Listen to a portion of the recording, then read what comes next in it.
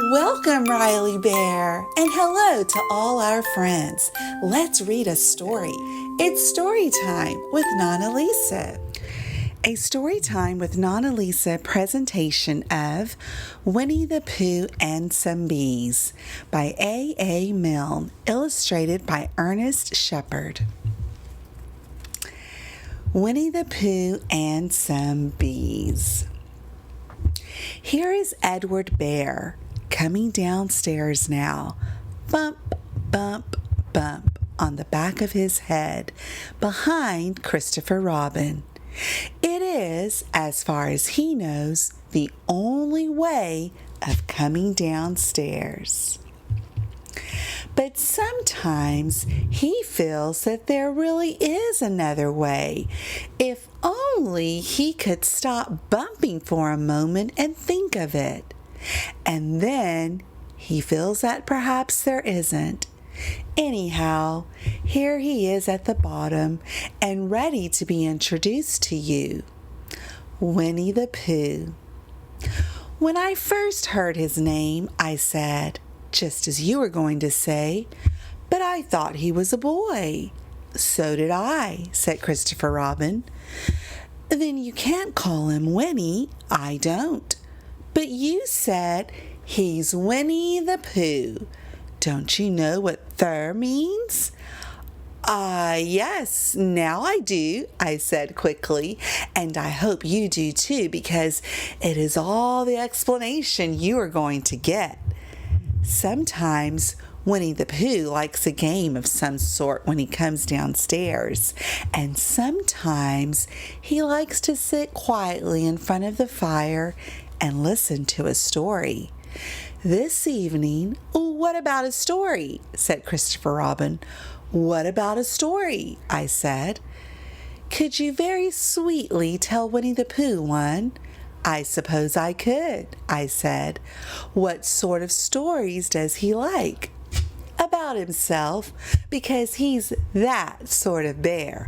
Oh, I see. So could you very sweetly? I'll try, I said. So I tried. Once upon a time, a very long time ago now, about last Friday, Winnie the Pooh lived in a forest all by himself under the name of Sanders. What does under the name mean? Asked Christopher Robin. It means he had the name over the door in gold letters and lived under it. Winnie the Pooh wasn't quite sure, said Christopher Robin. Now I am, said a growly voice. Then I will go on, said I. One day when he was out walking, he came to an open place in the middle of the forest, and in the middle of this place was a large oak tree, and from the top of the tree there came a loud buzzing noise. Winnie the Pooh sat down at the foot of the tree, put his head between his paws, and began to think. First of all, he said to himself, that buzzing noise means something. You don't get a buzzing noise like that, just buzzing and buzzing, without its meaning something. If there's a buzzing noise, somebody's making a buzzing noise, and the only reason for making a buzzing noise that I know of is because you're a bee. Then he thought another long time and said, and the only reason for being a bee that I know of is making honey. And then he got up and said, and the only reason for making honey is so I can eat it. So he began to climb the tree. He climbed and he climbed and he climbed. And as he climbed, he sang a little song to himself. It went like this. Isn't it funny how a bear likes honey? Bzz, bzz, bzz. I wonder why he does. Then he climbed a little further and a little further and then just a little further. By that time, he had thought of another song. It's a very funny thought that if bears were bees, they'd build their nest at the bottom of trees. And that means so. If the bees were bears, we shouldn't have to climb up all these stairs. He was getting rather tired by this time, so that is why he sang a complaining song. He was nearly there now, and if he just stood on that branch, crack! Oh, help, said Pooh as he dropped 10 feet on the branch below him. If only I hadn't, he said, as he bounced 20 feet onto the next branch. You see, what I meant to do, he explained as he turned head over heels and crashed onto another branch 30 feet below. What I meant to do... Of course, it was rather, he admitted as he slithered very quickly through the next 6 branches. It all comes, I suppose, he decided as he said goodbye to the last branch, spun round 3 times, and flew gracefully into a gorge bush. It all comes of liking honey so much. Oh, help! He crawled out of the gorge bush, brushed the prickles from his nose, and began to think again. And the first person he thought of was Christopher Robin. Was that me? Said Christopher Robin in an awed voice, hardly daring to believe it. That was you. Christopher Robin said nothing, but his eyes got larger and larger, and his face got pinker and pinker. So Winnie the Pooh went round to his friend Christopher Robin, who lived behind a green door in another part of the forest. "Good morning, Christopher Robin," he said. "Good morning, Winnie the Pooh," said you. "I wonder if you got such a thing as a balloon about you." "A balloon?" "Yes. I just said to myself coming along, I wonder if Christopher Robin has such a thing as a balloon about him. I just said it to myself thinking of balloons and wondering. What do you want a balloon for? You said. Winnie the Pooh looked around to see that nobody was listening, put his paw to his mouth, and said in a deep whisper, "Honey." "But you don't get honey with balloons." "I do," said Pooh. "Well, it just happened that you had been to a party the day before at the house of your friend Piglet, and you had balloons at the party. You had a big green balloon, and one of Rabbit's relations had had a big blue one and had left it behind, being really too young to go to a party at all. So you had brought the green one and the blue one home with you. Which one would you like?" you asked Pooh. He put his head between his paws and thought very carefully. "It's like this," he said. "When you go after honey with a balloon, the great thing is not to let the bees know you're coming. Now, if you have a green balloon, they might think you are only part of the tree and not notice you. And if you have a blue balloon, they might think you are only part of the sky and not notice you. And the question is, which is most likely? Wouldn't they notice you underneath the balloon?" you asked.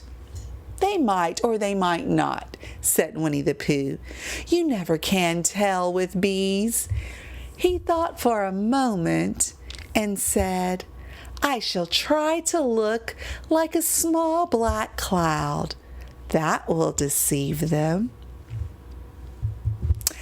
Then you had better have the blue balloon, you said, and so it was decided.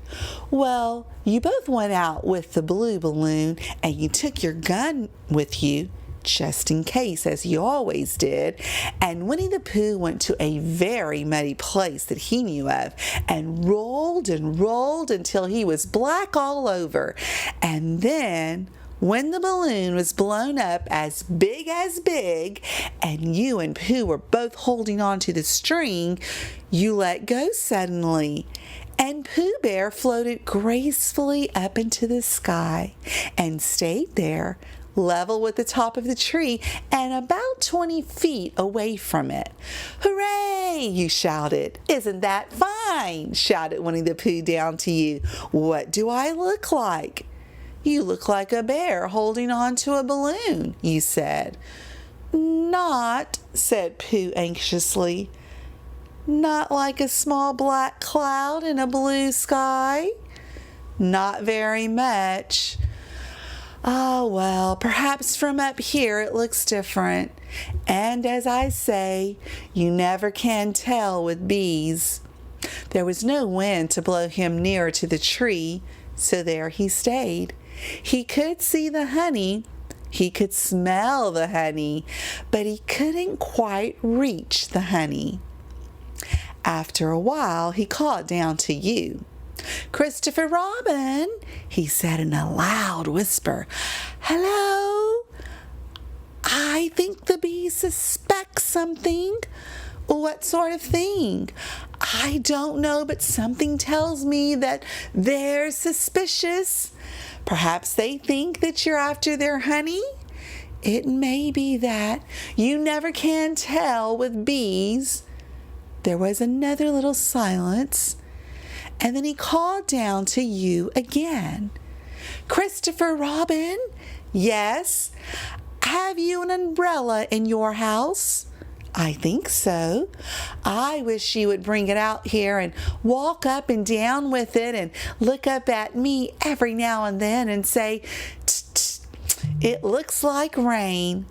I think if you did that, it would help the deception which we are practicing on these bees." Well, you laughed to yourself. "Silly old bear." But you didn't say it aloud because you were so fond of him, and you went home for your umbrella. "Oh, there you are," called down Winnie the Pooh as soon as you got back to the tree. "I was beginning to get anxious. I have discovered that the bees are now definitely suspicious." "Shall I put my umbrella up?" you said. "Yes, but wait a moment. We must be practical. The important bee to deceive is the queen bee. Can you see which is the queen bee from down there?" "No." "A pity. Well, now, if you walk up and down with your umbrella saying, 'It looks like rain,' I shall do what I can by singing a little cloud song, such as a cloud might sing. Go." So while you walked up and down and wondered if it would rain, Winnie the Pooh sang this song. "How sweet to be a cloud floating in the blue. Every little cloud always sings aloud. How sweet to be a cloud floating in the blue. It makes him very proud to be a little cloud." The bees were still buzzing as suspiciously as ever. Some of them indeed left their nest and flew all round the cloud as it began the second verse of this song, and one bee sat down on the nose of the cloud for a moment and then got up again. "Christopher, ow, Robin," called out the cloud. "Yes, I have just been thinking, and I have come to a very important decision. These are the wrong sort of bees." "Are they?" "Quite the wrong sort. So I should think that they would make the wrong sort of honey, shouldn't you?" "Would they?" "Yes, so I think I shall come down." "How?" asked you. Winnie the Pooh hadn't thought about this. If he let go of the string, he would fall. Bump. And he didn't like the idea of that. So he thought for a long time, and he said, "Christopher Robin, you must shoot the balloon with your gun. Have you got your gun?" "Of course I have," you said. "But if I do that, it will spoil the balloon," you said. "But if you don't," said Pooh, "I shall have to let go, and that would spoil me." When he put it like this, you saw how it was, and you aimed very carefully at the balloon and fired. "Ow!" said Pooh. "Did I miss?" you asked. "You didn't exactly miss," said Pooh, "but you missed the balloon." "I'm so sorry," you said, and you fired again, and this time you hit the balloon, and the air came out slowly, and Winnie the Pooh floated down to the ground. But his arms were so stiff from holding on to the string of the balloon all that time that they stayed up straight in the air for more than a week. And whenever a fly came and settled on his nose, he had to blow it off. And I think, but I'm not sure, that is why he was always called Pooh. Is that the end of the story? Asked Christopher Robin.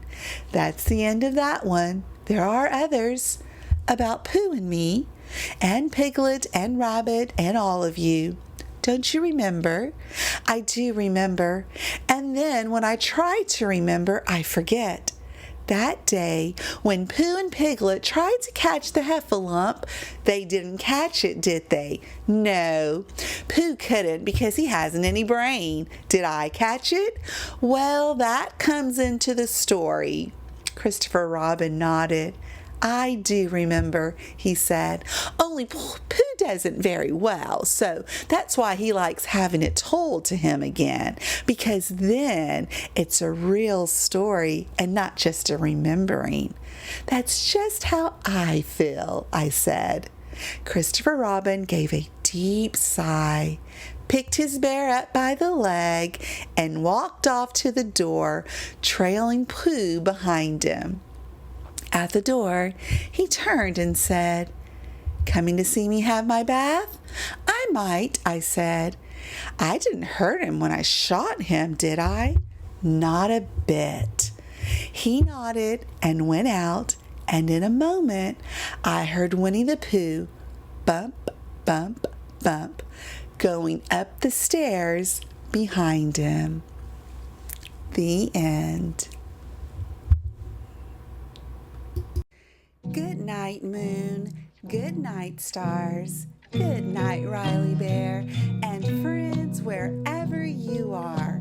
Whether you're close to us, near or far, Nana Lisa loves you just as you are. So give me a hug and squeeze me tight. Here's a good night kiss. Let's tuck you in just right. You are oh so special and oh so sweet. Have good dreams and sleep in peace. Until we meet again, dear Riley Bear and friends. Good night. I love you. Nana Lisa is going to tell you how you can get your own copy of her book. Now, Mama and Papa can buy either a hardcover copy or a softcover copy by going to my website. But I'm going to tell you how you can get a free digital copy of my book. 3 simple steps. You ready? Okay, step 1. You're going to go to Nana Lisa's website. It's www.jatokia.com. That's JATOKIA.